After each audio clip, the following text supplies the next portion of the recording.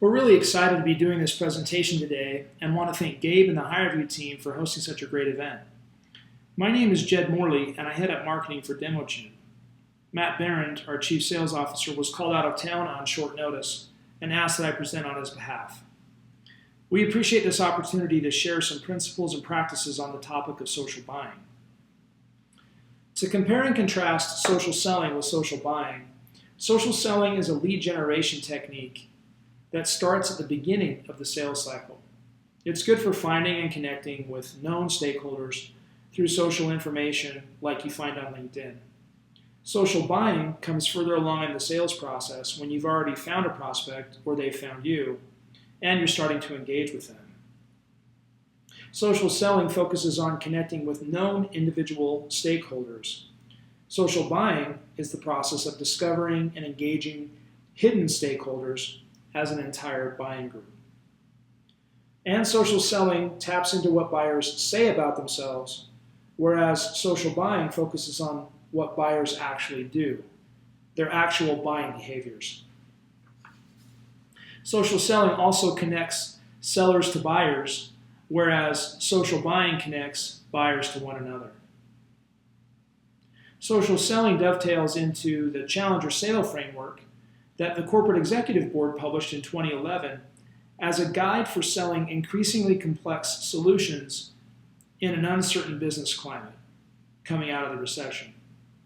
As the sales community has come to know, the three pillars of the Challenger Sale are to teach new insights that reframe how customers see their businesses, to tailor for resonance with each buyer's outlook, and to take control of the sale. CEB's new book, coming out this fall, The Challenger Customer, builds on the same foundation and framework taught by the Challenger Sale of teach, tailor, and take control, but from the point of view of helping customers be more effective buyers. These two books work hand in hand to teach us how to use Challenger principles to close more high-quality deals. In fact, CEB has conducted extensive research over the past 4 years to better understand the buying dynamics that drive B2B sales. They discovered that, on average, 5.4 stakeholders or buyers are involved in B2B buying decisions today. And these aren't just 5.4 different people. They have different roles, responsibilities, and come from different geographies, different locations and backgrounds.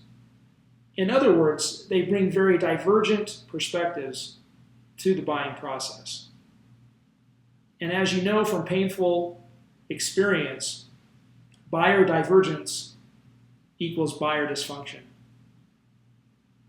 CEB's research unveiled a dramatic drop when multiple stakeholders get involved in buying decisions, which causes this buyer dysfunction. In this chart, the y-axis represents purchase likelihood and the x-axis represents size of buying team. When just one additional person joins the buying process, purchase likelihood plummets from 81 to 55%. That's a 26% drop. And when the average 5.4 people get involved, purchase likelihood drops into the 40s. So we lose roughly half of our purchase likelihood when a typical buying group gets involved in a deal.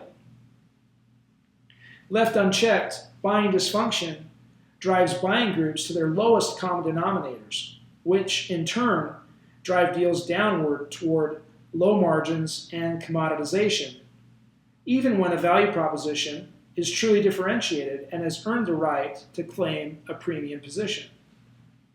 Key factors in this dynamic include an aversion to risk, a trend toward integrated solutions that require buy-in and support from multiple functions across the organization for successful implementations. And if you don't get that buy-in along the way, oftentimes those different functions withhold their support and cause implementations to fail. In addition, solutions are becoming increasingly technological and involve IT almost all the time. There are tighter regulatory controls, and globalization continues to be a major factor in buying dysfunction. So how can we win in a 5.4 world? And by win, we're talking about driving high margin, high quality, profitable deals. So it's consensus that takes buying groups to the highest common denominators. This diagram from CEB shows how difficult it can be to find agreement within buying groups. The space where the circles in this Venn diagram overlap represents a small area of agreement among just 3 buyers. You can imagine that that space gets even smaller when the number of buyers grows to the 5.4 average number. That's because each of these individuals brings a divergent set of goals, priorities, metrics, and means to their buying conversation. Not surprisingly, about the only things these buying groups tend to agree on, given how little their divergent points of view may overlap, is to avoid risk, reduce disruption, move cautiously, and save money. CEB teaches that an essential element to driving buying consensus is to connect these buyers to one another by helping them agree on the problem to solve, the type of solution or category of solution to select, and this is in a vendor agnostic sort of way. CEB advocates that you lead with a type of solution that eventually leads to your particular way of solving the problem. If you lead with your specific brand or your specific solution before establishing the category of solution that it fits in, you'll discredit the mobilizer, and we'll talk more about their role later, but it's really important that you lead first with the category and not your specific offering. So it's important that these questions be answered in the order we've discussed. Problem first. We need to agree as a buying group as to what problem we're solving. We also then need to agree on the type of solution that could address that problem at a categorical level, a vendor agnostic level, and then we can talk about our specific solution as the supplier of choice. So with these goals in mind, social buying addresses 2 key questions. How can we win access to the multiple stakeholders who participate in the buying group, and how can we win them over? We can access and win over the 5.4 by partnering with an internal challenger who can help us facilitate collective learning and ultimately agreement and consensus among the buying group.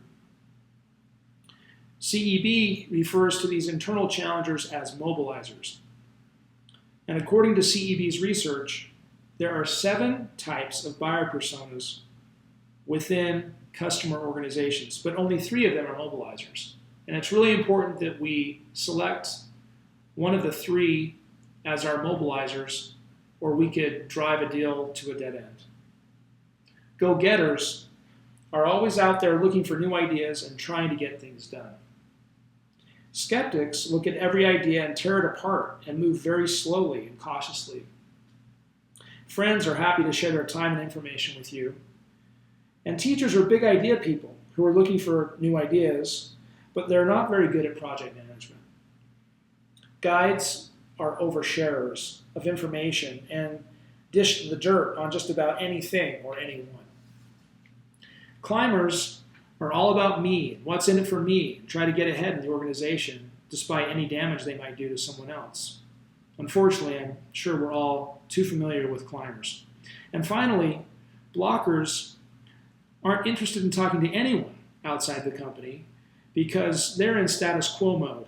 They just want to stay the course.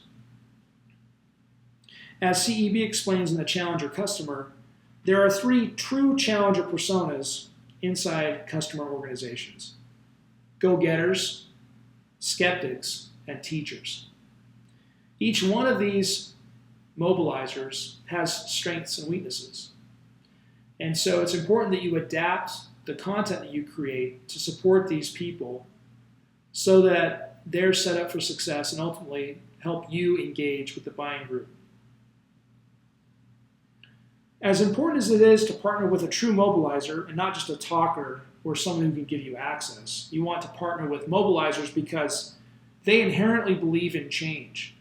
And change is really the biggest competitor we face when we're bringing a new solution to a new customer.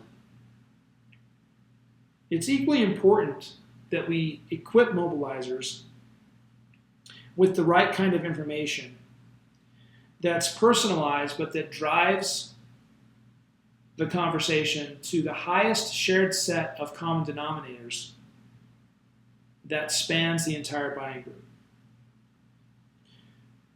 We need to help these mobilizers tailor our value proposition in such a way that the other members of the buying group connect to one another and reach agreement on the highest set of common denominators that result in closing not just any deal, but especially high margin, high quality deals.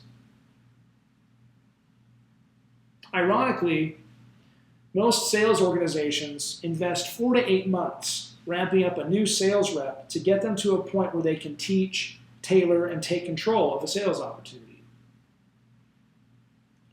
But then we turn the deal over to a mobilizer who we're counting on to effectively teach, tailor, and take control of their internal buying group dynamics after spending just a couple of hours learning about our new offering.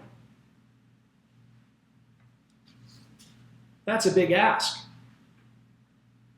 CEB suggests a shift in mindset and approach from playing the role of a sales professional to becoming a buying coach.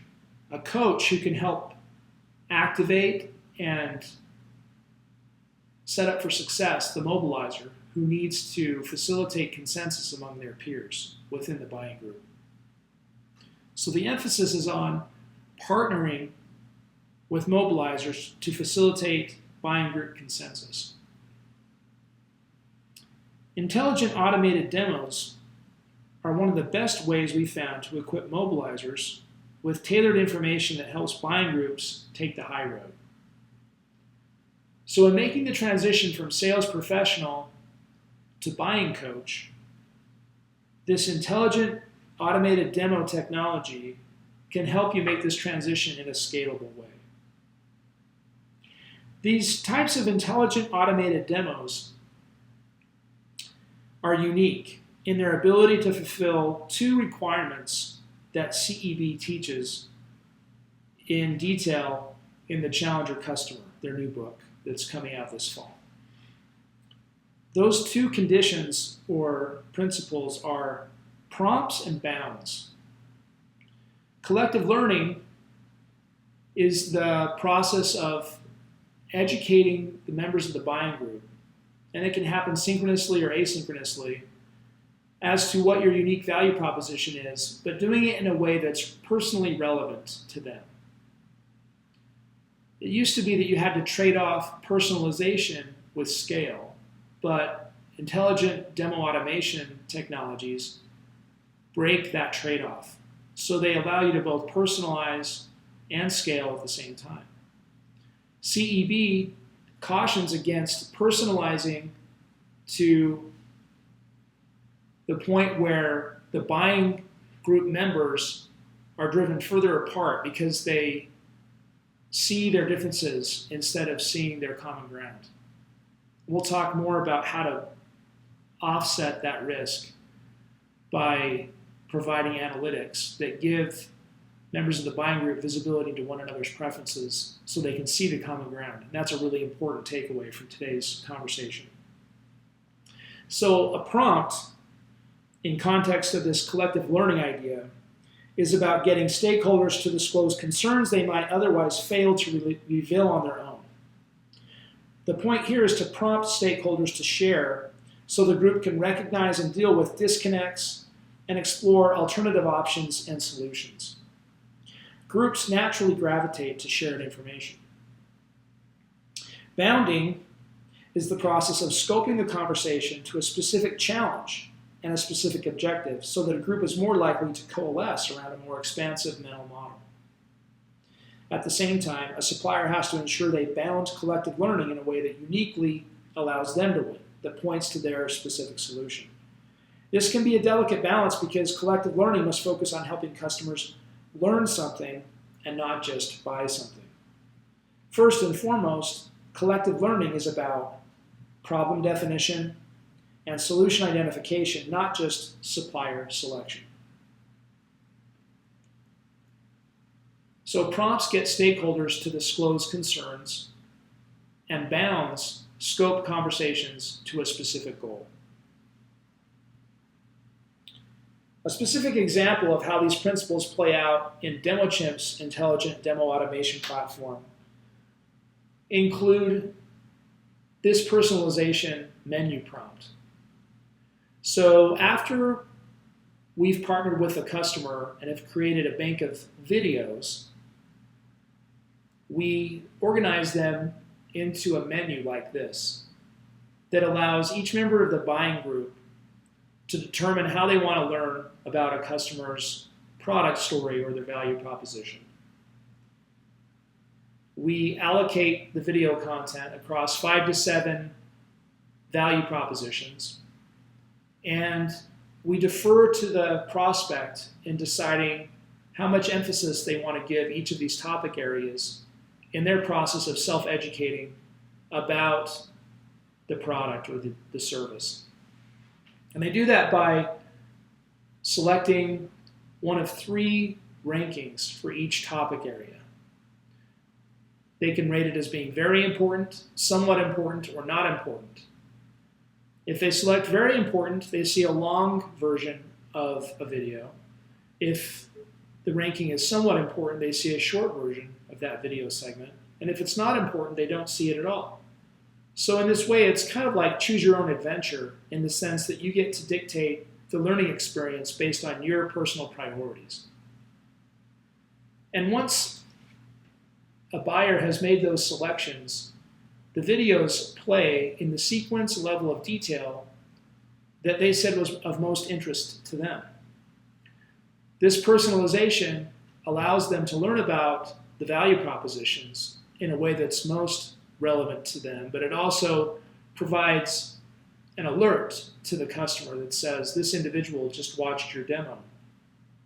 This alert can trigger a response from a sales team to follow up at the peak of interest on behalf of the prospect. And I have to say that that's when I first fully understood and appreciated Demochimps' value proposition. It was just before the holidays, and I had met someone at a networking event, and they had shared their contact information with me, and I'd sent them a link to our demo. Days went by, and all of a sudden I got an email alert that said Jackie had just watched our demo. So I called her within 5 minutes of getting the alert, and she sounded excited about it. So we were able to set an appointment just before Christmas, which is kind of unheard of, and had a great conversation, and we watched the forwards that she had sent to her colleagues of the demo progress through the organization all through the holiday break. So that period of time that's usually dead and where nothing progresses between Christmas and New Year's was alive and well at her organization because we could see how the demo was being shared, who was watching it, and what they thought was important. And this is typical of an intelligent demo automation dashboard, where you see demo analytics or demolytics on the back end of the system that shows you who each of the individuals are who are participating in a buying group and which aspects of the value propositions they thought were most important. You can share these analytics with the mobilizer to help them have extra information to use as they facilitate consensus among the buying group. It also allows you to see where alignment is and where there might be gaps as a salesperson so that you can help to facilitate conversations and even workshops with mobilizers to discuss differences of opinion openly and to address and resolve concerns that might otherwise not be mentioned, only to cause buying dysfunction to rear its ugly head when you think you're closing a deal.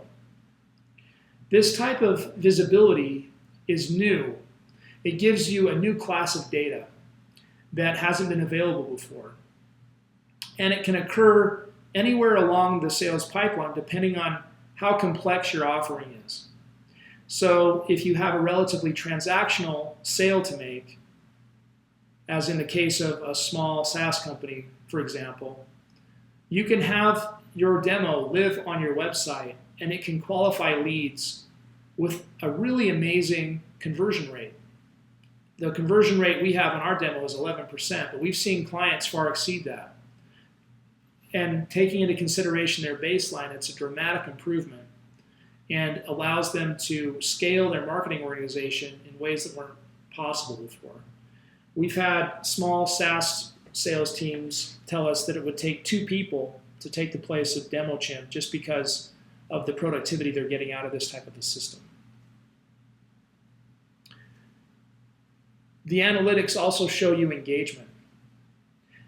They build on the identification piece of who watched the demo videos, and they let you know what they watched and how much time they spent completing each video segment.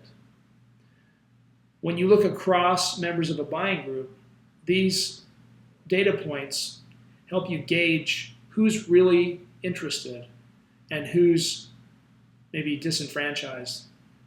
So you can circle back with your mobilizer and use this heat map to inform priorities and how you're going to allocate your time in following up with individual buyers and what topics you need to discuss to help the group reach agreement at a high level.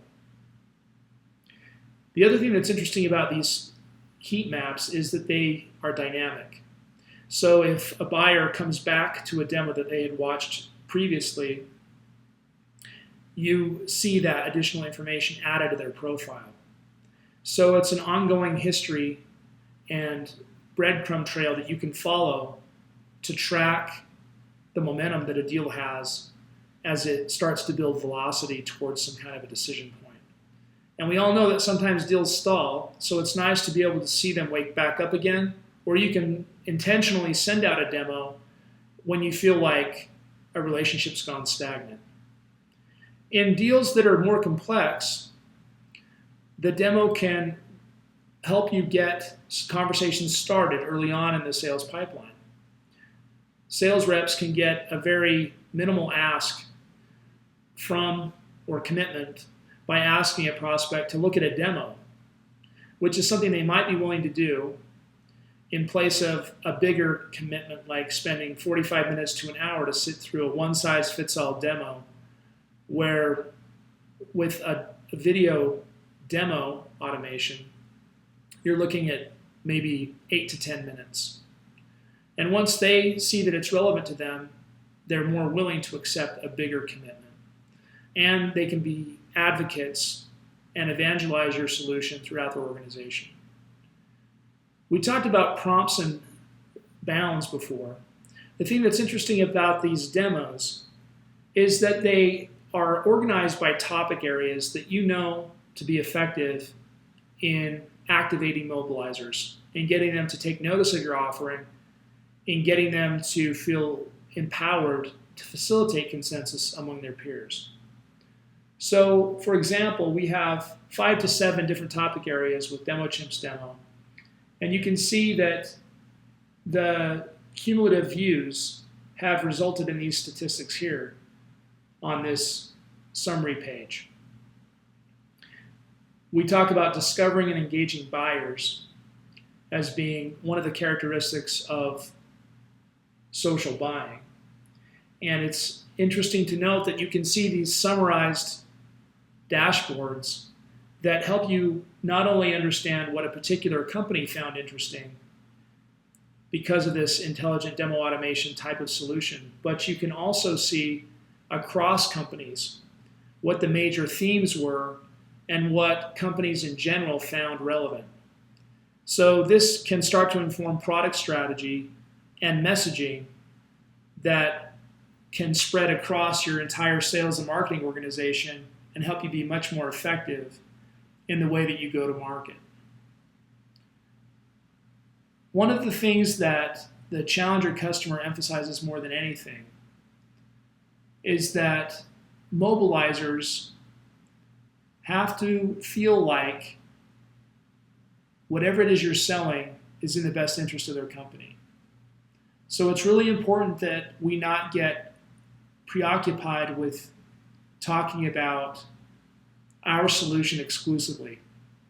And for this reason, we're working with clients to rethink and retool some of their existing videos in light of the new information that CEB has provided in the challenger customer to talk about the benefits of the category of solution that they're in at a higher level so that it doesn't come across as being self-serving. And so mobilizers can truly evangelize and advocate for a type of solution before getting specific about your offering. Like we talked about before, if you talk too much about your solution too early, it can be a turnoff to mobilizers because it can seem like they're carrying a specific recommendation to the buying group before the buying group's had a chance to wrap its collective thinking around the class of solution they should be considering. So it's important for the communication strategy to think about the category of the solution and to advocate for the category in a way that ultimately leads to your specific solution, but not in a way that's too self-serving too early, or else you can lose the credibility that you're trying to carefully cultivate with the mobilizer and with the buying group. To circle back on my story from a few minutes ago, Jackie was a mobilizer. She was highly incentivized to get a win. She had been given a new area of responsibility, and she recognized an opportunity to make a meaningful impact in her new role. So she skillfully forwarded and shared her demo with other people in the organization. It was our demo, but she sent it out as a way of priming the pump, so to speak. She gave everyone an opportunity who was involved with the decision to become familiar with the value propositions on their own terms without any pressure. And she was able to address their concerns based on the analytics we shared with her.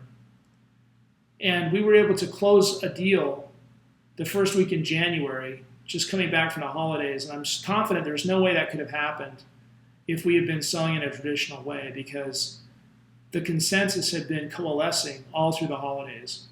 I love that example because it shows how productive it can be to let people work through this collective learning process with the appropriate prompts and bounds and reach a point of understanding before you spend valuable time with a salesperson and with a buying group. There's no need to weigh down that process with educational information that people can learn and consume on their own time. And it gives them the sense of autonomy and being self-directed without feeling manipulated or coerced down a certain path. Well, we've really enjoyed sharing this information with you today, and we hope that you'll consider intelligent demo automation as a new way to engage mobilizers and the buying groups that they are a part of. We're excited about the future of buying consensus, and we think there's all kinds of ways to facilitate the buying process in partnership with mobilizers and on behalf of buying groups. We've been fortunate to have some terrific customers who've achieved some dramatic results. And here's just a few stats to share as we close out our time together. We've increased close rates as much as by 44%, and sales cycles have reduced by 68%. These are stats that came from an organization that had a large sales group that was relatively mature and doing quite well, but they knew that they needed to take it to the next level to achieve even better results. So these are real statistics from a sizable mid-market company that are indicative of what can be achieved when you provide mobilizers and buying groups with the information they need in a personalized, facilitated way that drives consensus. Thank you.